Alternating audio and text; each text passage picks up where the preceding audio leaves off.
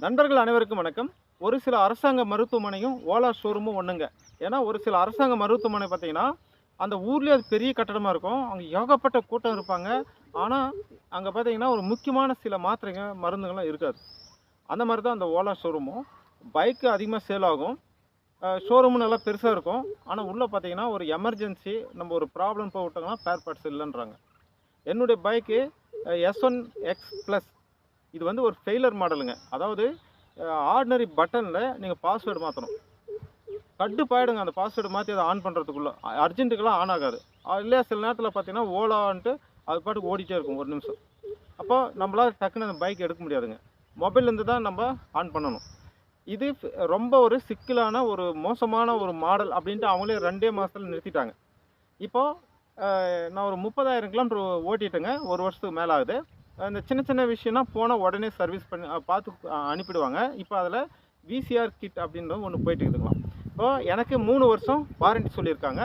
அதனால நான் போய் விட்டத என்ன சொல்றாங்க, 3 வருஷம் வாரண்டி இருக்கிறதுனால ஒண்ணும் பிரச்சனை இல்லங்க. நாங்க மாத்தி குடுத்துடுறோம். சாதாரணமா சொல்றாங்க. ஆனா 1 மாசம் ஆகுங்க. உங்களுக்கு கோவம் வருமா? வராதா? ஆனா அங்க வேலை செய்றவங்க மேல நம்ம கோவப்பட்டு பிரயோஜனம் இல்லன்ட்டு நான் கண்ட்ரோல் பண்ணிட்டேங்க. என்னங்க 1 மாசம் ஆகுனா நான் எப்படிங்க அப்ப மாற்று வழி என்ன வேற வண்டி ஏதாவது குடுப்பீங்களா? அதெல்லாம் தரமாட்டேங்க. இப்போ போன மாதம் 19ஆம் தேதி விட்ட வண்டிங்க. இன்னமும் அவங்களுக்கு வந்து அந்த கிட்டு இப்ப வந்து நம்ப எங்க வருது? இன்னும் அது எப்ப வரும்னு அவங்களால உறுதியா சொல்ல மாட்டேன்றாங்க. இப்ப ஏறக்குறைய இப்போ 1 மாசம் ஆகப்போதுங்க. இன்னமும் அவங்களுக்கு தெரியல. இந்த அந்த ஸ்பேர் பார்ட்ஸ் வந்து எப்பங்க வரும்? நாங்க எப்போ வண்டி குடுப்போம்னு அவங்க உறுதியா சொல்ல மாட்டேன்றாங்க. இப்படி ஒரு மோசமான சர்வீஸு நான் இதுவரையும் பார்த்ததே இல்ல. இப்போ இந்த நீங்க வந்து ஒரு அவசர வேலையில போறீங்க. இல்ல ஒரு இந்த மாரியான கண்டிஷன்ல ஒரு எப்படின்னா சில பேர் இப்ப நானே வந்து பால் தொழில் வேலை செய்றேன்னா, அவசரத்துக்கு போறவங்க கண்டிப்பா பலமுறை யோசித்து இந்த பைக் எடுங்க. இப்ப நல்லா யோ அ பாருங்க.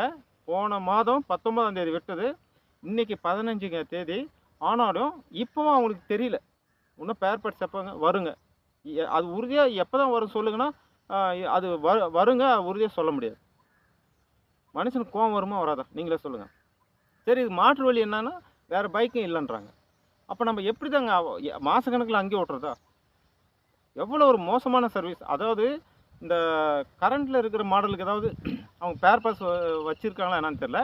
இது ஃபெயிலியர் மாடல்ல நிறுத்திட்டாங்கன்றதுனால அவங்க அந்த மாரி பண்றாங்களா? என்னான்னு புரியலைங்க. இப்ப நம்ம ஆட்டோமொபைல்ஸ் வந்து இப்ப பெட்ரோல் வண்டியோ, டீசல் வண்டியோ எடுத்துக்கிட்டீங்கன்னா, பல 100 ஆண்டுகளா இருக்கு. அது பார்த்தீங்கன்னா, ஒவ்வொரு ஊர்லயும் ஏன் ஒவ்வொரு வீதியில கூட பார்த்தீங்கன்னா, ஸ்பேர் பார்ட்ஸ் கடை இருக்கு, ஷோரூம் இருக்கு. அவங்க போனா டக்குன்னு ஏதோ மாத்தி குடுக்குறாங்க. ஆனா இந்த ஈவி பைக்ல அதுவும் இந்த ஓலா மத்த கம்பெனி பத்தி எனக்கு தெரியாதுங்க.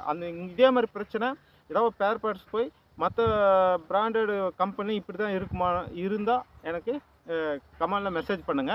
இப்போ வந்து இது இன்னும் அந்த விசிஆர் கிட் வரல அப்படின்றாங்க. பார்க்கலாம். மீண்டும் அவங்க எப்போ எனக்கு ரெடி பண்ணி குடுக்குறாங்களோ, அப்போ கூட ஒரு பதிவு போடுறேங்க. ஏன்னா எத்தன நாள் ஆகுது? இந்த மாரி பிரச்சனை நீங்க சந்திச்சிருக்கீங்களா? அப்படின்னா கமெண்ட் பண்ணுங்க. நன்றி.